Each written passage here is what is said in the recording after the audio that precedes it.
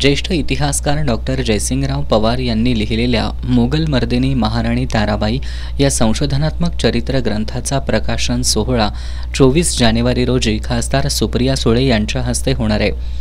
New पॅलेसच्या प्रांगणात हा प्रकाशन सोहळा होणार आहे अशी माहिती खासदार शाहू महाराज यांनी दिली।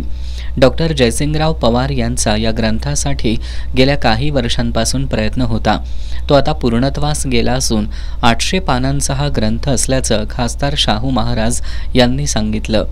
डॉक्टर जयसिंगराव पवार यांनी यावेळी बोलताना शहाजी छत्रपती म्युझियम ट्रस्टतर्फे मोगल मर्दिनी महाराणी ताराबाई हा संशोधनात्मक चरित्र ग्रंथ पुरस्कृत झाला असून इतिहास प्रबोधिनीकडून तो प्रकाशित केला जात असल्याचं सांगितलं।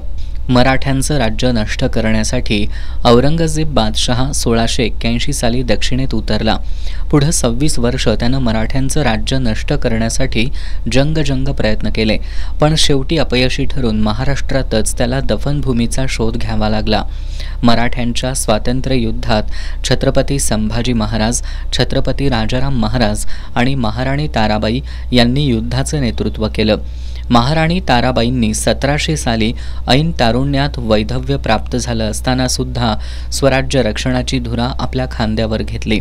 महाराणी ताराबाईंच्या लष्करी नेतृत्वाचा आणि राज्यकारभार कौशल्याचा गौरव मोगलांच्या काफी खानसारख्या इतिहासकारांनी केल्याचं त्यांनी सांगितलं।